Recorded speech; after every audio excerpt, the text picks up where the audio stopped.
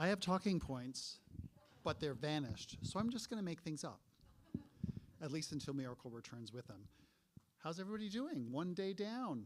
Thumbs up, good day. Right, here comes Miracle, because I'm running out of things to say. Anybody go on a whale watch yet? Let's just chat. Let's just chat. Anybody want to share their experience with their pets? Any like asshole cats that they want to talk about? Or oh, here we are. Thank God. Saved by the welcome. Oh, I feel so much more comfortable. I'm still not going to look at it, but it still feels, it's good to have. It's like a security blanket or something like that. We have a great night for you tonight. We are very excited to welcome writer Joan Wickersham and printmaker Cecilia Ruiz. Big hands. Joan is going to read from her new book. Very exciting. And Cecilia Ruiz is going to give a presentation. Then we'll have everybody back up here for a Q&A, as we always do. Almost always do. We typically do. A little bit of housekeeping before we get started. Tomorrow's Tuesday. Tomorrow, Laura Shabbat is given her... How many people went to Chandra's talk today? Good? That's a lot. That's great. Was it good? You were glad you went? I'm glad. She's awesome. Tomorrow, Laura Shabbat, who is a longtime beloved and cherished member of the Falk family, is giving a brown bag lunch presentation on Falk-related artists and Provincetown-related artists in their role in Provincetown as a historic arts community. It's really interesting. She knows a lot, and she's also hysterical. So it's a great combination. So 12:30, if you know what's good for you, grab your lunch, come on over here and go to Laura's talk. And remember, what's Thursday night? That's right, student night. And what's over there across in the student lounge? The sign-up sheet. and coffee. How many people have signed up? Don't feel like you have to. It's like that's okay. If you have signed up, I noticed this is something I really, really love. When people sign up on, like, the first to sign up on line 8, like they're not going first. They'll go 8th. They have fine with that, but not so. But they signed up, which is great. So if you have signed up, good for you, brave, wonderful. If you haven't, you will not be sorry that you did. It's, of course, totally voluntary. If you really don't want to, you don't have to, but you won't be sorry. This is like the most, who's done student readings in the past? Has it been a positive experience? Yeah? Yeah, so you are among friends here. This will be like the best like home crowd advantage that you'll ever find. So I really encourage, and the podium's over here, so you're like total center stage. It's really awesome. I'm just off on the side. It's okay, but it's okay. So student night, it's over there. I encourage you, please sign up. I'm going to bug you about it every night, so you might as well just do it. I'd also like you to remind you to please consider supporting our honor tax by making a donation to the Native Land Conservancy. The table tent at the back where Hannah is sitting has the QR code and the URL that'll make it super easy for you. If you need any help with that, just ask Hannah. She can help you do it, or Miracle. Miracle's here too. Can we have a big hand for our summer program assistants, Hannah and Miracle? Who I thank my lucky stars for every night, because they've made this summer better. And we're only 2 weeks in. Presenters will be signing books back at that table where Bert is swilling his beer. Yay, Bert. He knows how to live. Signing books back there. You can buy them, but you can find them back there and then buy them from Hannah or Miracle, and then we'll be signing, Joan and Cecilia will be signing the books back there. There's books by other members of this week's faculty on the back table, and more from summer faculty in that bookcase at the back there, and also in the bookstore in between the two halves of the gallery. So be sure to check those out. Not to mention merch. We have stickers this year. Is that awesome? Isn't it? Oh, and my sister's here. Sandy. Isn't that awesome? She's taken Lena's workshop. Lena, is she doing a good job? She's doing okay? She's not in trouble? Okay, that's awesome. We can talk later. If you have any, we'll talk later. Okay. Hudson D. Walker Gallery is right next door. Is a place you want to visit before you leave while you're here this week. We have a great summer exhibition called To Move a Mountain up right now, curated by Falk Fellow Cody Brown and features work by past fellows. It's really wonderful, and all proceeds from sales of the art goes to support Falk's programming. So check it out. It's really beautiful. And also I would like to give a shout out to the Arts Foundation of Cape Cod and the Cape Cod 5 Foundation, who so generously support our summer public programming. Restrooms are down the hall on the left. There's a water fountain on the right opposite the bathrooms. And finally, what am I going to ask you to do? Turn up. My sister's old. Yes, go on a whale watch, but right now, in the meantime, turn off your phones, please. And because you don't want to be that person, I'd like to invite now one of Joan's students, Karen Stefan, to come up to introduce Joan Wickersham. Karen, come on up.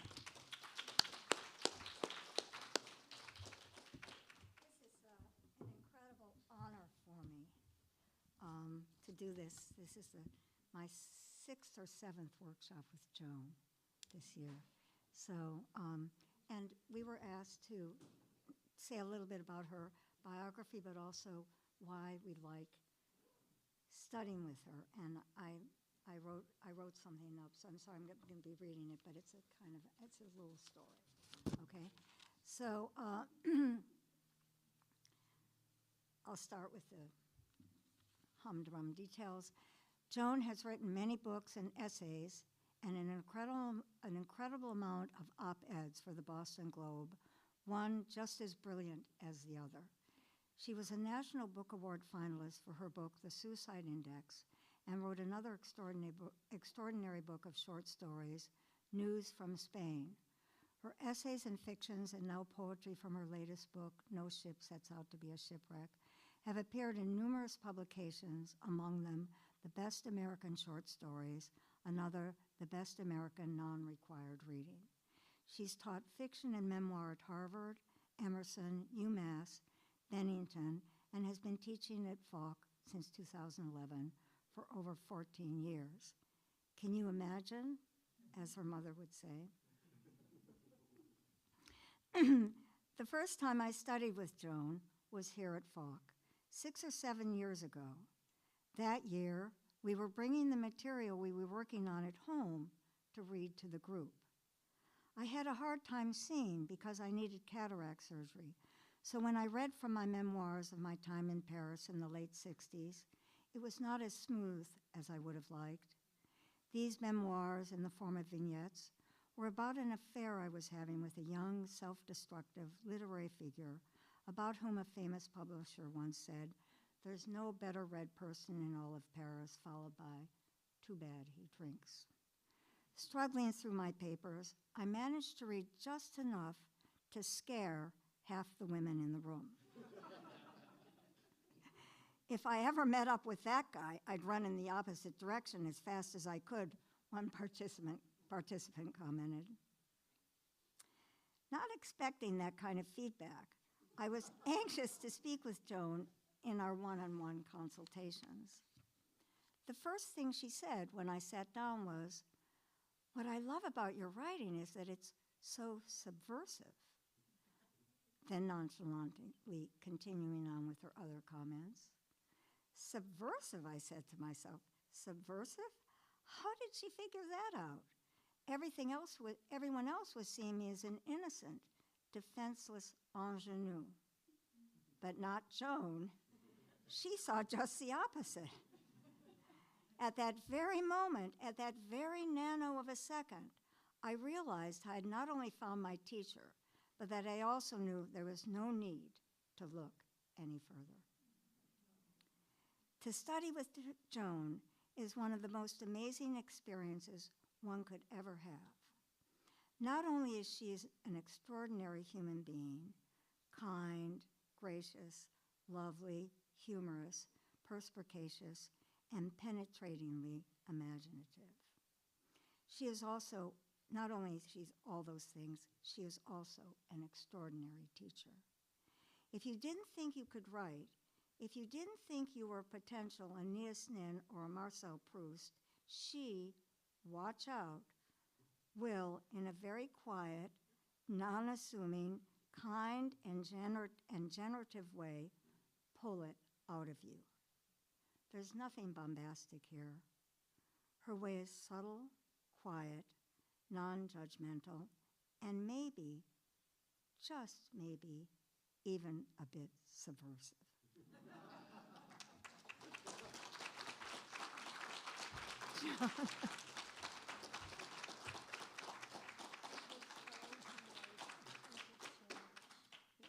That's only the half of it. I better be careful.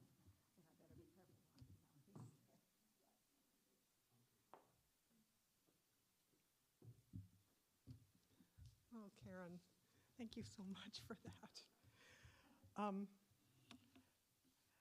I am so happy to be here. This is a really important place to me, and I know many of you also come back year after year, and I just think it's the spirit of this place is so intelligent and non-snotty. And I just think that's the right combination for writing, you know, because I think that the place really helps with the nervousness that we all feel, and it's comfortable while it's also challenging. And I just want to thank David and Dustin and Sharon and Hannah and Miracle. I just thank you so much for all you do. And and I just want to start by thanking the Fine Arts Work Center for something else really important to me, which is the book that I'm going to read from tonight, which is my new book.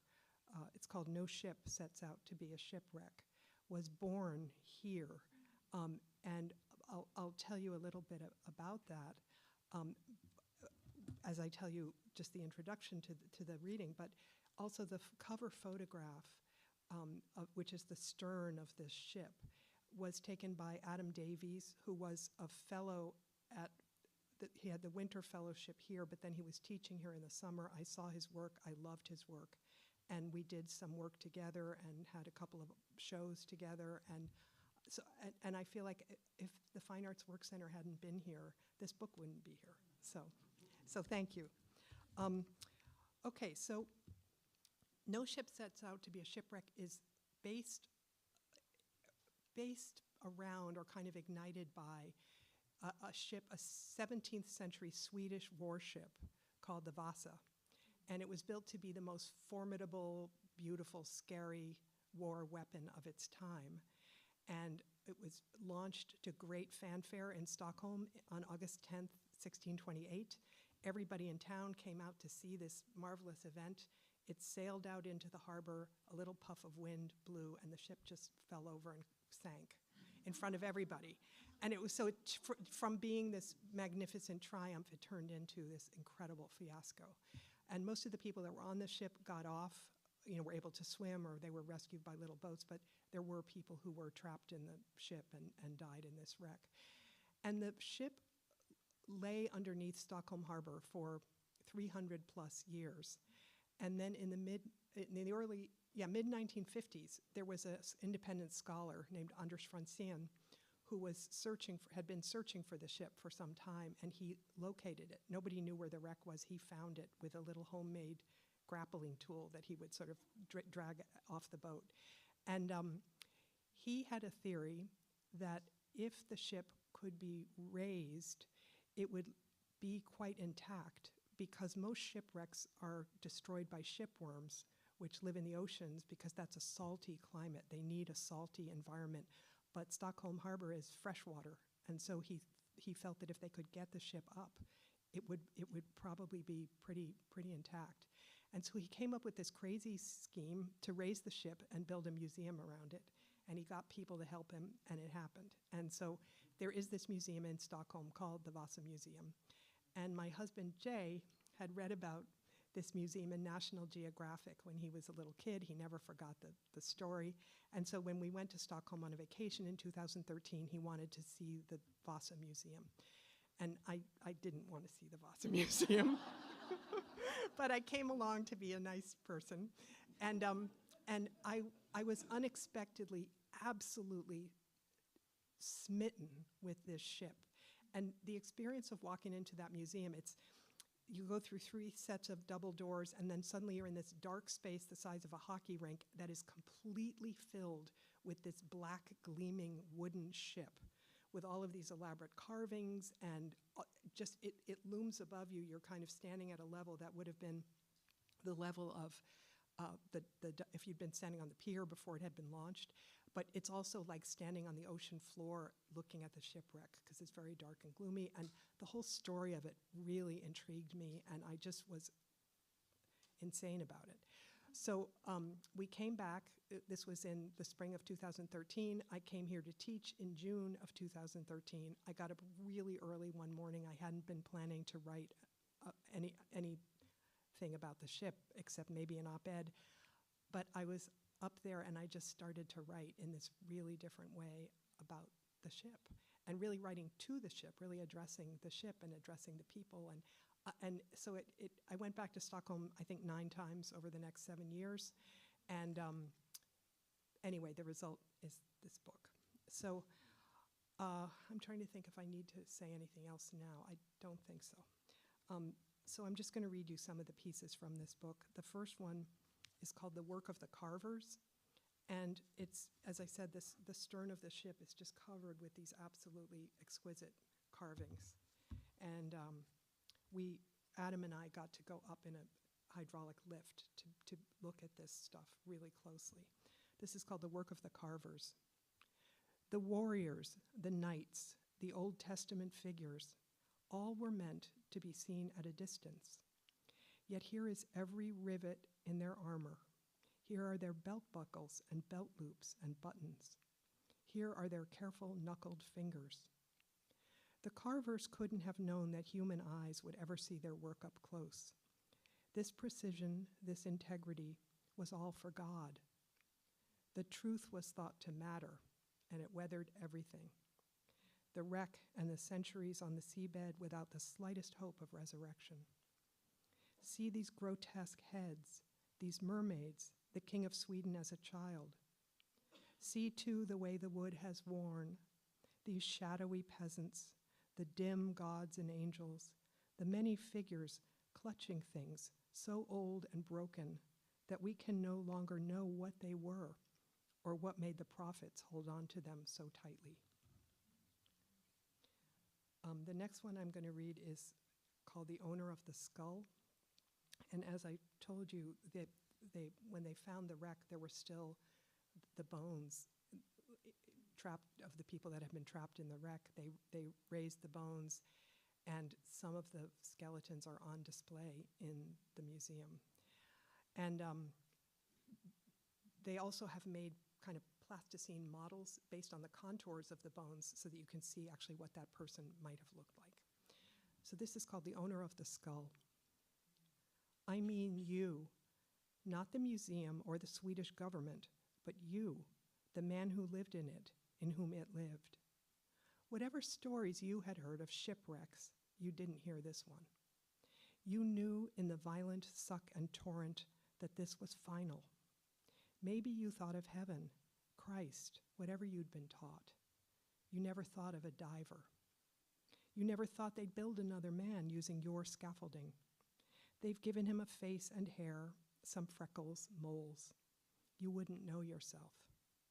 His name, they say, is Philip, the quotes marking the place where knowledge leaves off and fiction begins. No one knows your name.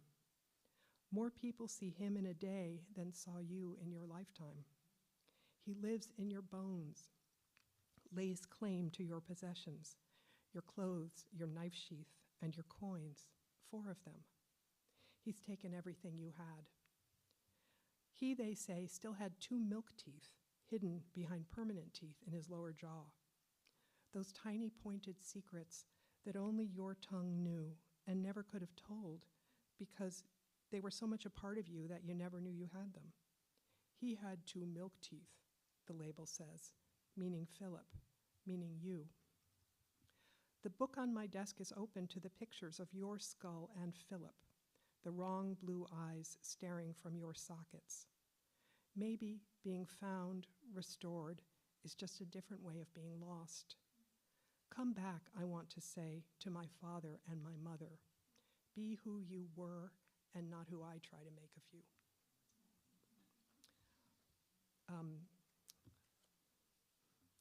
The next one is called The Dry Dock, and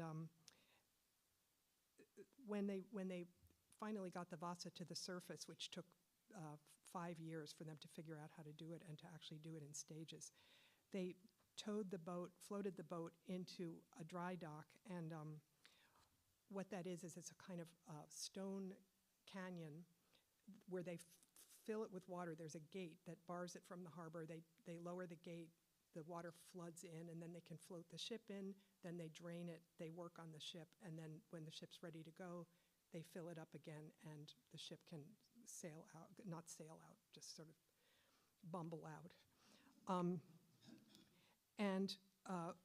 So one day, Adam and I got permission to go down into this dry dock, and we spent an afternoon there. He took a wonderful photograph, and I started working on this piece.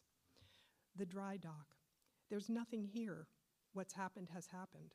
The rescued ship was brought here, stayed for a while, was worked on, then was floated elsewhere. This is negative space, a vast stone canyon shaped like a ship, without a ship to fill it. A row of blocks for the hull to rest on, tires hung high on ropes along the walls so that her sides wouldn't scrape against the rock. All this care and protection and solicitude, this belated gentleness. Decades before they found the Vasa, they blasted out this space that she would one day fill, dumping the rubble into the harbor over the wreck, unwittingly burying her deeper. Can a lost thing become more lost? To the left, a cave whose murky liquid floor is full of fish, small, pale, and frantic. They can't find their way out and don't know where they are, what is land and what is water, and where the seabed is. Above, beyond the concrete wall, a ship glides by, as if airborne. I think of the hospital, in a city I see now only rarely, from a train. The big brick building floating on its hill, the 6th floor window, second from the end.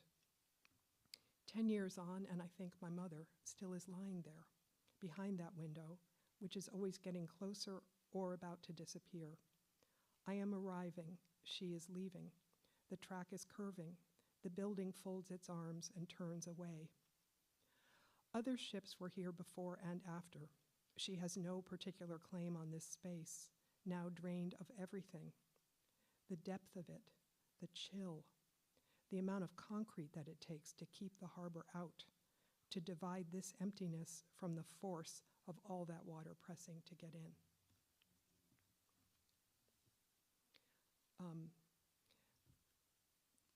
When they found the ship, because it sank so quickly, they had only had time to raise 4 of the sails. So the rest of the sails were actually in the hull of the ship in a locker. And when they raised the ship, they were able to actually get these sails, textiles. I find that just incredible that these things survived 300 years. And they restored them, but not entirely. They couldn't. But when you're in the museum, there's a huge glass case, and the sail is a bunch of the sails are just sort of laid out in these cases. And the label on this one said the smallest of Vasa's sails. So that's what the piece is called, the smallest of Vasa's sails. Your tense is the conditional. You would have been hoisted if the ship had made it out of the harbor. In a good wind, you would have been useful. Not in any showy way. You wouldn't have been the tuba in the marching band or one of the drums. You might have been a piccolo, helping with tone and balance, moving along with the troupe. You wouldn't have been good in an emergency. If this had been an actual emergency, they say on TV, after that frantic, shrieking beep when they're testing the system, the sound you just heard would have been followed by further instructions. On 9/11, when I watched TV all morning, there were no beeps or further instructions. I remember thinking, so what do they mean by an actual emergency? Before I walked to the hospital with my husband, but they didn't want our blood, and then to school where other parents also showed up early. We stood there under the sky and waited for our children. You rode out the disaster folded in a locker, and that's where they found you when they raised the ship again. 300 years with nothing to do but wonder if there was anything else you could have done. You hang in the case, your tatters spread on a dark background. Your flax threads glitter like gold filaments. It took them years to gently piece together all they could, though you are still in shreds like a passing cloud. And then I'm going to read two more. The next one is called the infrared camera. And one of the interesting, all the exhibits are interesting, but there's an exhibit that films you as you walk toward it, and then on the screen you see your image with the heat, the heat marked out in different colors. And they do this because the visitors actually have an environmental impact on the ship because they bring in moisture and they bring in heat. And so it's actually a fascinating exhibit because it's a kind of microcosmic thing about the impact that human beings have on their environment. So the infrared camera, it starts with the text of the label on that exhibit. 1 million bright lights. Vasa is affected by your body heat, your breath in your clothing, which may be wet from rain. The museum receives 1 million visitors annually. The ship hall accommodates at most 1,500 people at any one time. A person gives off approximately 75 watts of heat. The display uses a heat camera to show how warm you are. Too warm, I know already, but the camera insists on looking and the screen on making me look. There, that glowing yellow blur moving warily, helplessly closer is me. The parts that are bare, my hands, my calves, the back of my neck, are even hotter, red. We are at the bottom, the darkest part of the museum, where the keel withdraws into private, black-shadowed blackness. The ship's underside, the hidden part it rests on. All the times when my heat has been too much. Loving and scared I might be doing damage. Loving and told I'm not the only one who loves my mother and my father, my sister, a man. The hand held up to stop me. The camera that sees, the screen that shows, the sign that spells it out. The ship, the massive, fragile warship, is sinking. And when it sinks, we will have sunk it. It cannot bear the breath and heat of all the lovers who imagine they are in it, on it, drowning in it. The sign reads like an accusation, but maybe it's just true. We are here, and the ship is here to be looked at, and nothing is impervious or harmless.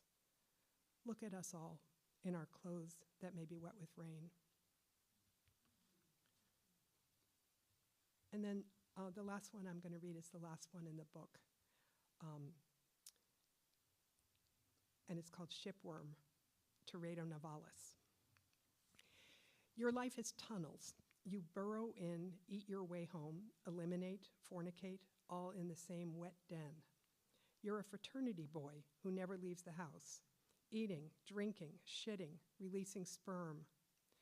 When that gets boring, you turn female, filling the tunnel inside you with sperm you suck from the tunnel you live in.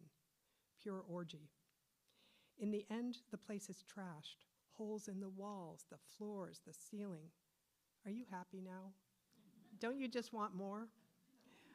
Or maybe what looks like decadence is just plain toil. Those frenzied wooden Gomorrahs are really testaments to your efficiency. Silos full of grain, hives full of honey, stores and warehouses piled high with manufactured goods. If wholes are your product, then your negatives are positives. You build by subtraction, add by taking away. Every emptiness is an achievement. Your name shows up in every Vasa story, both names, Shipworm, Teredo Nivalis, the Linnaean taxonomic like a graduate degree, trailing your name so that we will take you seriously. Who wouldn't, after seeing photographs of what you can do to a waterlogged piece of timber in 16 weeks? What would Vasa have looked like after 300 years of your devoted attention?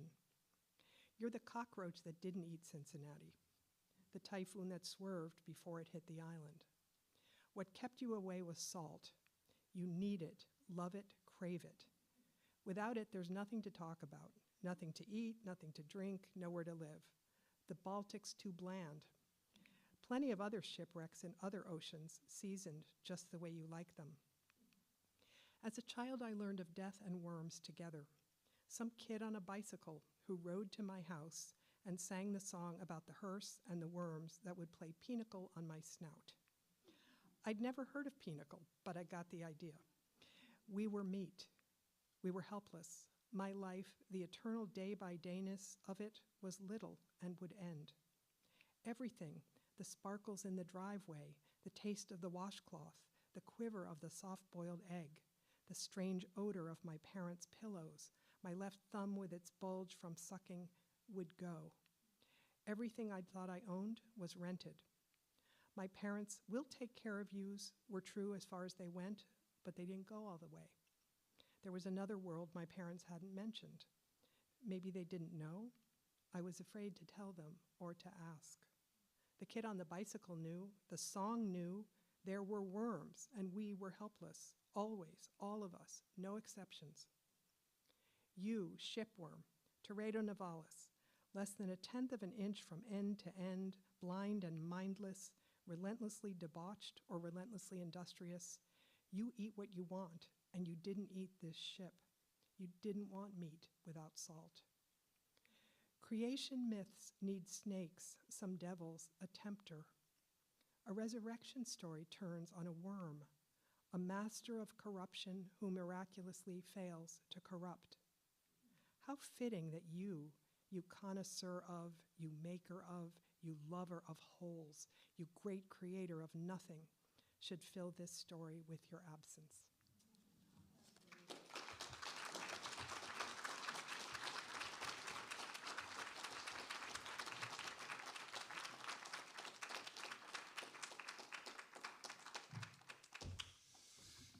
I see a t-shirt, "Fuck, we're not snotty." Yeah, I think that's really awesome. Another big hand for Joan Wickersham, please. That was really lovely, thank you.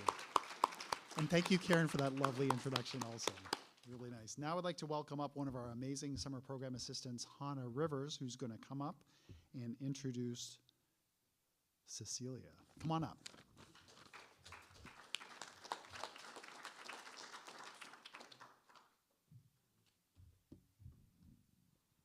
Hi, everyone.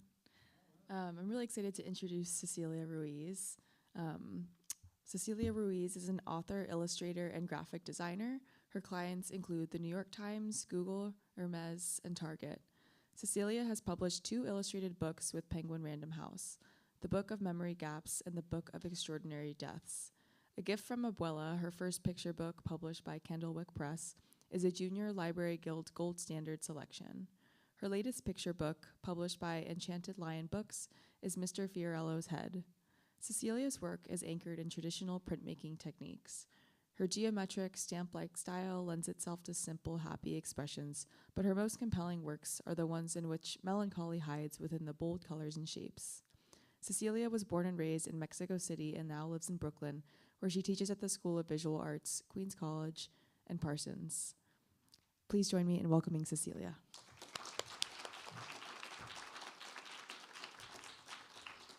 Thank you, Hannah. Thank you, everyone. And thank you, Falk, for having me again. It's a real treat. I'm always like, are they going to ask me again? Yes. Thank you, Sharon, David, Miracle. Dustin, is Dustin here? Okay. And Chandra.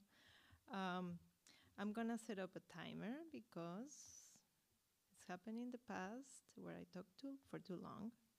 20 minutes, here we go. Okay, so that's my name. Hello, everyone. I'm gonna talk a little bit about my career, okay? Like Hannah said, I was born and raised in Mexico City, and I went to school there. I did my undergrad in graphic design, and after I graduated, I started working as a graphic designer, and this is the kind of stuff I was doing at the time. Very straightforward graphic design, organizing typography and colors and information to make it easy to read and pleasing to the eye.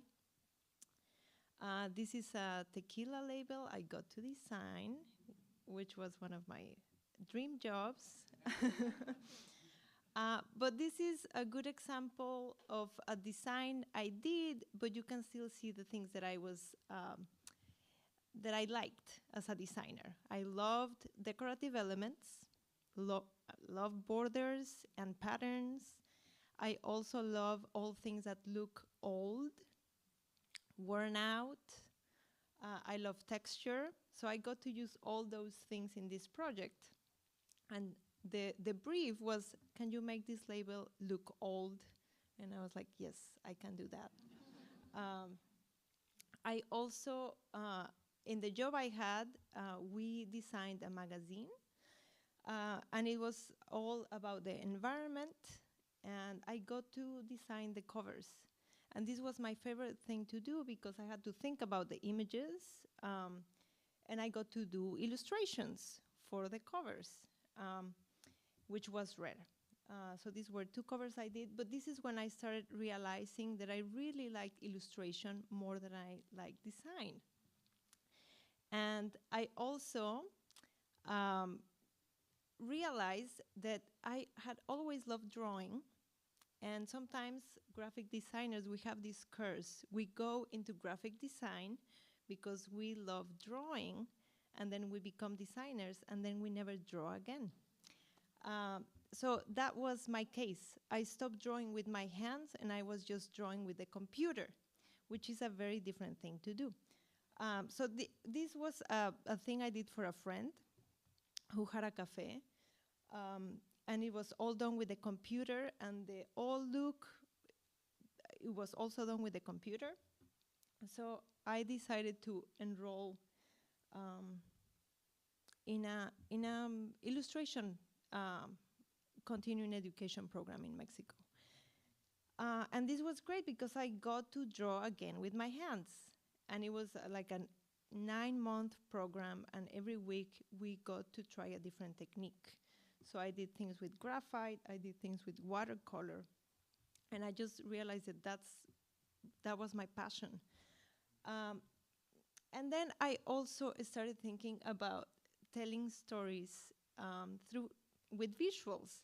We had this assignment where we went out to a park, and we were just drawing on location. And I saw this man who was completely hunched. He couldn't look up. And I was like, oh my God, what happened to that man? And I drew that man, and then the assignment was like we had to come up with an 8-panel story. No words, just images. So I decided to do this story. I thought about this man, and I thought what could have happened to him. And in my story, I decided that as a child, he was very fond of the ground because he found little treasures. So he was always looking for treasures on the ground. And he grew up like that. And then one day he found a telescope on the ground. But then when he wanted to use it, he couldn't look up. So then he decides to still look at the stars, but look at them through the reflection of the water. So I did this thing, and I just really like thinking of the story, of the storytelling and the sequential art. And this is all this stuff that I did in this program became my portfolio, and then I applied to grad school. And that's when I came to New York. And this was also a great excuse to stop living with my parents and move to a different to a different country. So I moved to New York and I enrolled in the School of Visual Arts in the illustration program.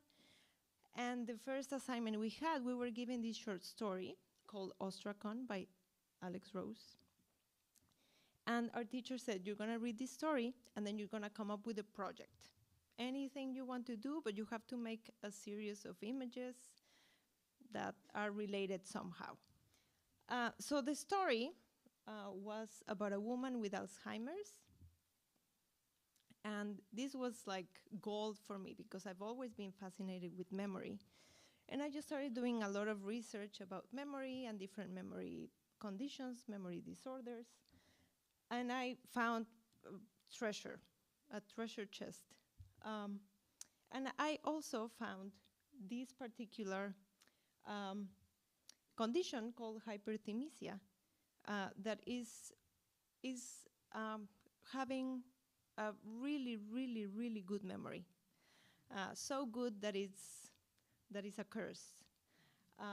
So that reminded me of one of my favorite short stories by Jorge Luis Borges called Funes de Memorias, who has this condition. He can't remember every single thing, and this is torture for him. So I didn't know that there were true accounts of this condition. I always thought that Borges' character was completely fictional. But then I realized, oh, maybe he had read about this condition and then he wrote this character. So I decided to create a series of characters, fictional characters, based on different memory disorders and conditions. And this, I also, at that time, I was really, really obsessed with Edward Gorey. And I had came across his, the Gashley Crombie Tiny's book, which is a series of characters, children, and they all die. And it's an alphabet book, and it's just wonderful. E is for Ernest, who choked on a peach. T is for Titus, who flew into bits. It rhymes. It's just wonderful. There's not a continuous narrative. It's just vignettes. So I love that structure. So I said, I'm going to do this type of structure with all these characters based on real memory disorders. I was like, genius. So then I created these characters.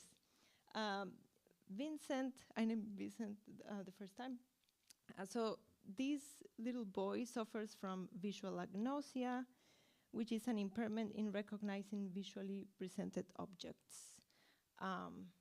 So these people cannot remember what certain objects look like or are for.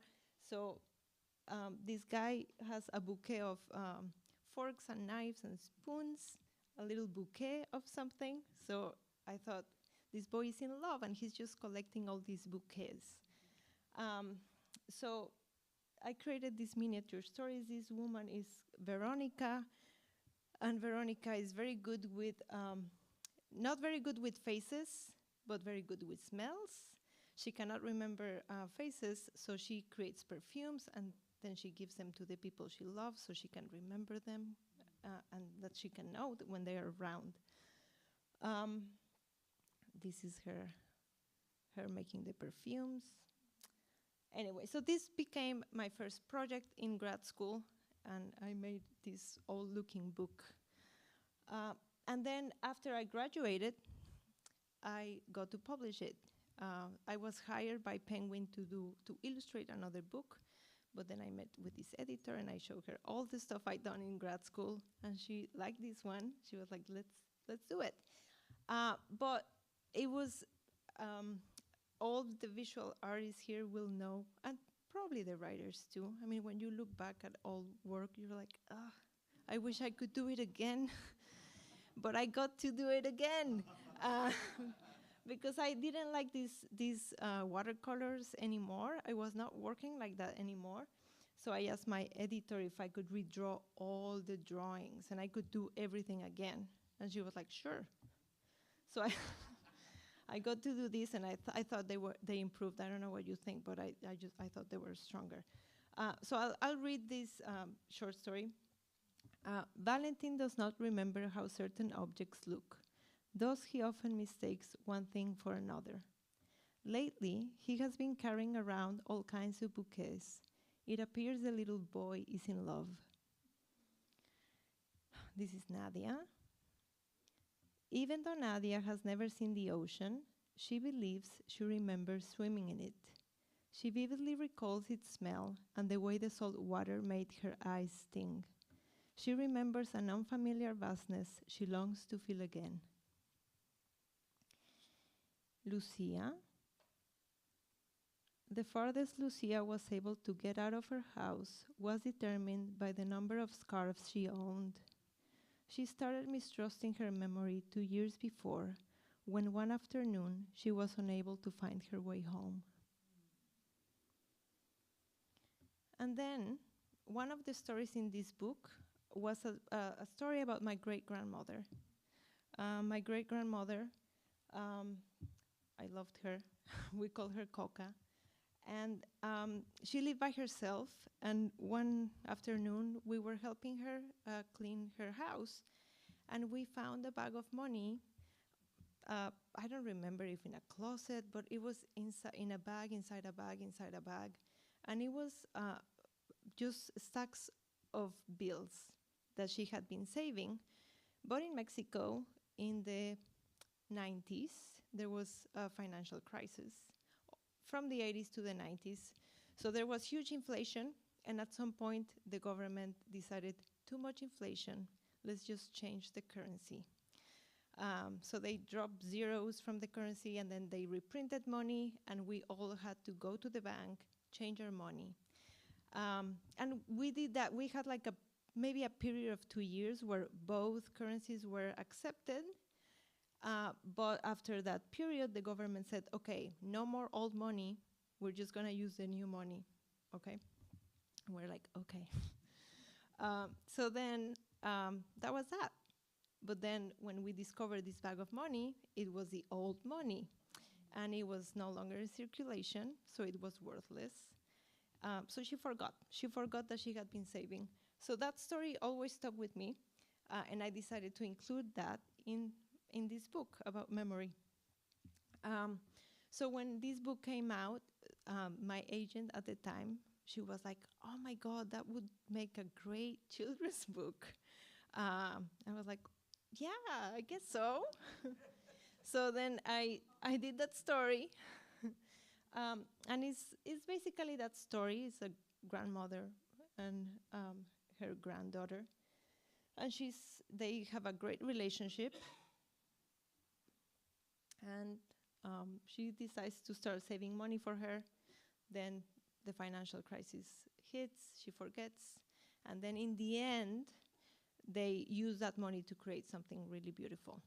Okay, the book is there if you want to check it out. But this was a great project because I got to draw all these things that I remembered from my childhood. This was the meat shop near my grandparents' home. And it's right there. These are the iconic benches in Mexico City. And I did one. I also included my cousins in there. That's me on the left. And I look so sad, even though I'm wearing a marshmallow necklace. But that happens. And then this is my latest picture book, and it's called Mr. Fiorello's Head. This is Mr. Fiorello. But I have to reveal that his name was not Mr. Fiorello at the beginning. Okay, he had a different name. And it all started with a lipoma. My husband, who should be here, but he's in our cottage working, he had a lump on his back. And I told Philip, you should go to the doctor and have it checked. He went, and then he came back and he said, we don't have to worry, it's a lipoma. and it's fine. It can stay there. But we really like the name. We thought it was a great name, and we created a character out of him. And Mr. Lipoma, I mean, I have to say, you know, they're drawers. They're people who draw that every time they have, like, free time, they draw. And they draw everything. I'm not that kind of drawer because I'm always a little anxious about, you know, what I'm drawing. But with this guy, I really, really enjoy drawing him. So I would draw Mr. Lipoma. Every time everyone said, like, would you draw something? I'd be like, yeah. And I would draw this guy. And then he became part of our household. If there was a birthday, I would give Philip a Mr. Lipoma birthday card, and he would give me one, and and it was great. And he also has a friend, a monkey, but the book is not about him. It's just anyway. So one day I was trying to come up with a new idea for a book, and I just, you know, I was drawing Mr. Lipoma because that's my comfort zone, and I remember my father. You know, Mr. Lipoma, he's bald. So it's my dad. And I was thinking about my father, and I thought of his hairs. We always teased him about his baldness because he had, you know, a few hairs up top. And he was like, I just don't know what to do with those hairs. Like, I don't know what to do with them. So I thought about that, and I thought about those hairs that are just unwanted. And I thought about my father, and I thought about how he might have felt when he lost his hair. I didn't know my dad with hair. All the memories I have are no hair. So I was like, oh, I have a great idea for a book. You know, just Mr. Lipoma with hair, then he loses his hair, but then 3 hairs remain, and they don't want to go, and now he wants them to go because just those 3 are weird. And then he tries to do all these things with the hairs, you know. He cuts them down, but they grow. He comes in one way, and they go the other way, so they're doing just the opposite. And then, in the end, they leave his head, and then he misses them. The end. That was for me. I was like, perfect. But my agent at the time was like, no, there's no hope in your book. What are you talking about? The ending is terrible. I was like, okay. So I went back. I tried to do a new version of this, and I just, you know, these were all same distance, same head. So I was like, I'm going to play with zooming in, zooming out. Let's see what happens. More ideas. He tries the hats.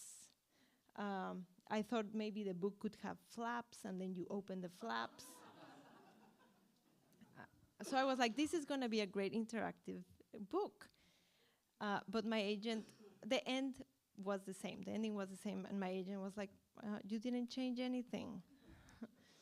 So I went back, and he also told me, I don't feel for your character at all. I was like, really? But look at him. He's great. So anyway, I was drawing him, and I was like, well, maybe I need to spend more time with him with his hair, so then we feel bad when he loses the hair. And then I realized that sometimes, you know, I had been very close to his face, but sometimes closeness doesn't always give us the intimacy that we want.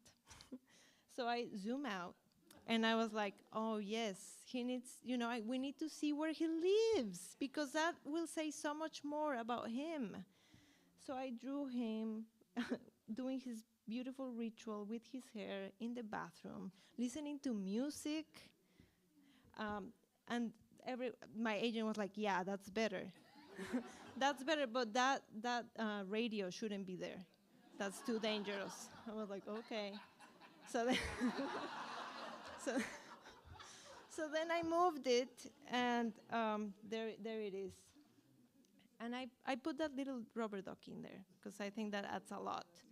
That adds a lot. And I just want you to notice that thing is yellow, and the yellow is very important in the book, okay? Anyway, so then once we feel for him and we know him, then we will feel worst when he actually loses his hair. So then that's when things started clicking with this book. But then I still had to solve the hope issue because there was still no hope. So at that point, all the book focuses on him looking in the mirror and obsessed with his hair and all the things that are not going his way. So then I decided that what he needed to do is just get out of the house. You know, just turn around and get out of the house. So he got out of the house. And then, yes. So that day, the day he ignored the hairs,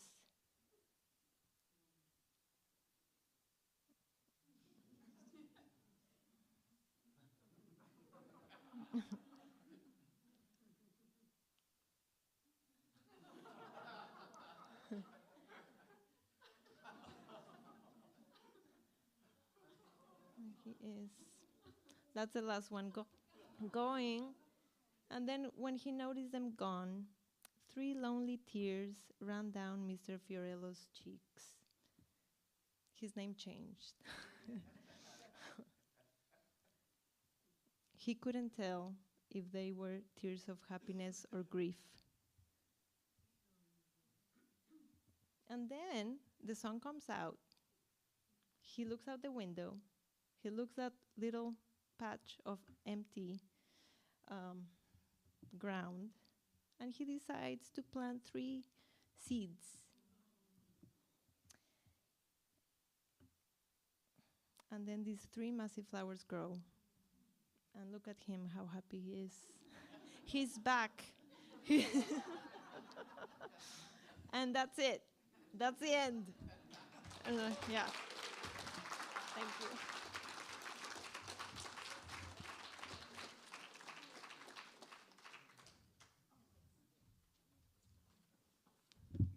Cecilia Ruiz, ladies and gentlemen. Okay,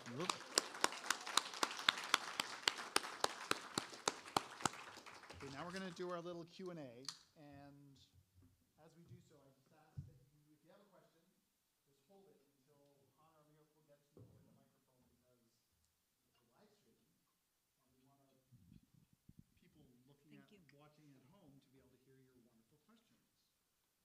So, the mic's working. Anybody have a question?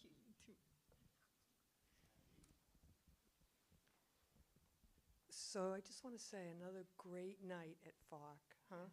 That was so great, both of you. My question is for Joan, and I feel like there's a sense of adventure and courage in a lot of the work that you do, and I wonder if you could comment on that, like if there is and what that might mean to you. And then my second question is, what happened, are there photographs that we get to look at? I'm going to answer the photograph question first. So Adam Davies has a website, and it's adamdavies.xyz. And so you can go there, and you can actually see a lot of his different work, but the Vasa series is in there. So, and I really recommend looking at it. The question about the work, I think if I already know what I'm doing, it comes out really blah. It just comes out very canned, really. And so the only way I can work is to be obsessed, completely obsessed with something. So for the Suicide Index, it was my father's death. For the News from Spain, it was whether romantic love should, you know, the kind of yearnings you have but you never tell anybody, whether that should be treated as something humiliating or something with dignity. And with the Vasa, it was the ship. You know, the ship just turned me on. And I think I have to start in the dark, but with that burning thing. And so I'm kind of groping through the dark toward that burning thing. And that's been true with each of those 3 books. And it's, you know, some writers really work by saying, I'm going to write 2 pages every day, or I'm going to write, whatever it is. And I can't work that way, because if I'm not burning, I can't, I can write, but it stinks. So what's the point?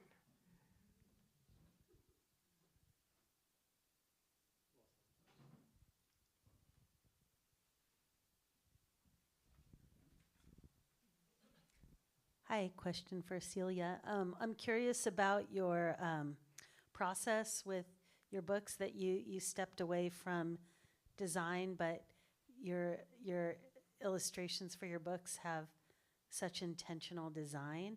And so I'm curious how you were showing the black and white and then the actual page in the book. And the pages in the book remind me of like 60s kind of 4-color press, like layering of colors. So I'm curious how you express that to the designer, to have that aesthetic. It is such a strong aesthetic and just goes so great with your work. And so how did you kind of arrive at that process? Yeah, thank you. Yeah, it's very interesting, because I said I was a designer, but then I wanted to become an illustrator. And in my head, an illustrator just did very rendered images, like volume and shadow and like highly rendered images. And that's what I tried to do. That's like that first book that was more watercolor, more painterly. I thought that's what I wanted to do. But then I just suffer so much with those images, because I just had, it had to be a painting. And I couldn't change anything. Once the painting was done, it was done. And that just gave me a great amount of anxiety. So I realized that I wish I could work like that, but that was not what I was comfortable with. So little by little, I arrived to a place where I'm at the middle, where I do things by hand. I draw everything. And then I use printmaking techniques, but I work in pieces. And I do my prints of all the shapes that live within that image. And I scan them, and then I bring them into Photoshop, and I color them, and I move them around in Photoshop. So that gave me the handmade look, but then I have the control of the computer. And then the other thing that little by little, I'm regressing to my graphic design core, because I'm just like a graphic visual artist, and I love simplicity and I love shapes. Even though I draw everything, I don't know if you notice, all the sketches are drawn, with my hand by line, but then when I do the final images, everything becomes just shapes. So I think that is born out of my graphic design background. Yeah. I actually have a question for you, which is I loved what you showed, but I also was struck by how the illustrations and the story really transcends the difference between children and grown-ups. I mean, I think a grown-up would love these books, and a child would love these books. And I'm fascinated that you're not at all condescending to children. I think you're a lot of books, children's books, seem to underestimate the emotional range and the subtlety of children. Yeah, I think children can handle more than we can, actually. But yeah, I mean, I think it's funny, because I never think I'm gonna make a book for children. I never think that. I'm like, I want to make this book. But then it so happens that my style looks very much like children's book illustration, which is great. But I just love the format. I love the medium of the picture book, because I love the marriage of the words and the images and how they are feeding each other. So I just love the medium, and I wish that there were more picture books for adults, that we would all consume picture books, because the format is beautiful, and it just is a different thing. It's just a different beast, and And that's how I fell in love with Edward Gorey, because I think all his books are really for adults, and it's just the format that is so unique and so mysterious, and yeah. Yeah, thank you. So I have a question for Joan. So part of what you read to us was second person. You were addressing, at one point, the person who was carved into the wood. So I'm curious about that, because people are often advised, don't do that. But I can see how it would be very appealing with an object. I mean, a boat is a very big object, but with the physical thing that you're trying to understand, so it would be appealing to address it directly like that. But I'm just curious about how you made that choice, and if it's all throughout the book, and what you think about that. Yeah, it's interesting. I never really am sure how I make a choice. I make a lot of choices that turn out to be wrong. But then I make a choice that just goes pow. And that was sort of how that was. I instinctively addressed the book, and I felt, not the book, the boat, the ship. And I felt that it was right, because that ship really felt to me like an animate object, not an animate being, not an inanimate object. And it just felt right to just talk to it. And there's a lot of second person in the book. There's addressing the people. There's addressing the sail. There's addressing the ship itself. There's addressing Francine, the discoverer. I also wrestled with, there was a diver who worked with Francine. His name was Felting, and at first I just didn't like him.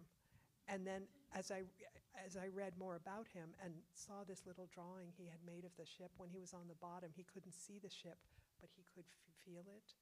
And so I ended up addressing him, because it was this very sensitive, he had this blustery manner, but it was this very sensitive drawing. And I just found myself really being engrossed in the humanity of the ship and its things, and so it just felt right to talk to it. Not all of them are like that. Some of them are third person, and obviously I drop first person into them.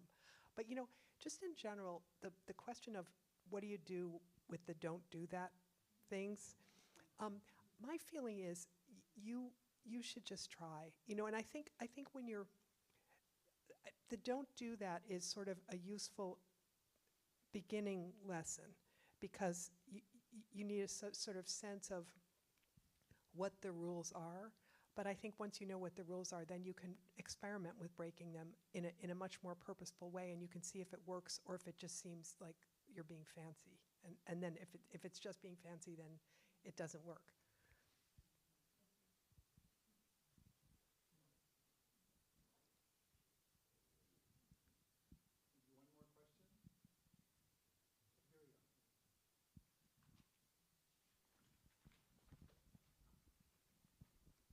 Thank you both. I have a question for both of you, actually, because there felt like there was a thread there, that you both had this,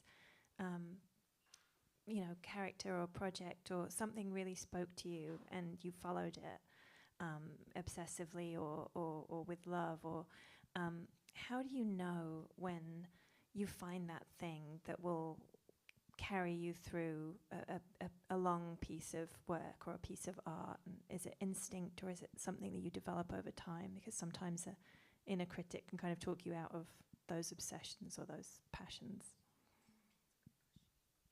I think, for me it's instinctual. Just because I feel like when I have an idea, and then I get really excited about it, and I just, I feel this connection with it, I will write it down. Sometimes I have ideas, and I don't have that urge to write it down. So that's the first sign that is meaningful. And sometimes I write it down, and then I forget about it. But then it comes back. And then I write it down again. And then I found ideas in my sketchbooks, and I'm like, oh my God, I've had that idea like 5 times. And I forgot about it. but the other thing that happens is that when there's like, like meat and something shiny in there, you really forget about, like, you're in the present in that moment, and you forget about even what the idea could be. You're just in the present for a moment. So I think for me that's the sign. And then again, if it comes back, yes. And then if it keeps evolving, because sometimes there's the idea, but then it stops. So then when you revisit it, it grows, or yeah. And sometimes, I might have an idea that feels very good, but then when I start working on it, it doesn't do anything, or it stays. So then maybe another idea comes. So I feel like when that keeps evolving and growing, then it's happening. Yeah. I was interested when you said that you work in pieces, because that's how I work also, because the whole thing is too daunting. So I have to find a way to break it down. But for me, each book has been different from the other. So with the suicide index, my father had died that way, and I just felt like I needed to figure out what had led to it and what the impact of it was. And it took me forever to write that book. It took 11 years to write the book, and I didn't stumble. The book is organized as an index. I wrote a lot of pieces. I wrote it as a novel. It was just sort of, it wasn't brave enough. But then I started writing new pieces that were just much more, they felt like the horse was just galloping as opposed to plodding. And the book is organized as an index, and that index idea came very late in the process. So it seems like, so I'm a big believer in having a kind of concept for the book, but more like something that helps you generate the book, but it may be too gimmicky, or it may be, but if it helps you get the material, then you can cover your tracks and hide it. And what I wanted to say about the Vasa, obviously it was just that the ship, I fell in love. So that was a love affair. But the news from Spain is sort of interesting, I think, because it very much goes with what Cecilia just said. I had an idea for a story. I was brushing my teeth, and I had this great idea for a story. I could see it whole, and it was called The News from Spain, and I just didn't write it. I didn't write it. I was too busy. I didn't write it. And then I had a fellowship at a artists community, and I remembered that I'd had this great idea for a story called The News from Spain. I couldn't remember what the idea was. All I remembered was the title. And so then I just started to think, well, I could write a story about blah, blah, blah, and that could be the news from Spain, and I could write about blah, blah, blah, blah, blah, and that would be the news from Spain. And I gave myself the assignment of just write a bunch of stories. Each one is called The News from Spain. The phrase The News from Spain comes up in the story, but it means something different in each story. And it was just a sort of assignment to contain the big, shapeless thing of writing. And I figured, again, I could write those stories, and if it seemed too gimmicky to have them all have the same title, then I would change the titles of each story, and I would have generated the material. But it actually worked, and the stories started to talk to each other. And when I started that project, I didn't realize they were going to be all these kind of asymmetrical, thwarted love stories. So, and with Vasa, I didn't quite know where it was going to go. So I think it's finding enough of a thread to pull yourself along, but also staying open to the ways that things start to surprise you. Like if you're too committed to your original plan, that's, I think, I mean, maybe some writers do work that way, but I can't work that way. So. I agree with you, and I mean, I like what you said about the pieces, because I just feel like you can't get it done. You cannot do it, or at least I cannot do anything that is beginning to end as I intended in the first place. So I need to, with the images, I definitely need to work in pieces, but then also with the story and the writing, I feel like I might have an idea, and then when I start working on it, it's not good anymore, and it's just not working the way I had conjured in my head. It's never, or even an image. Sometimes, I see it in my head, and then I try to do it, and it's something completely different. So you just need to commit to try. I think that's it. You commit, and you keep trying, and you keep trying, and then all those little steps, then they come together. And I feel like I also like something you said, but it's, what was it? It'll come back. Yeah.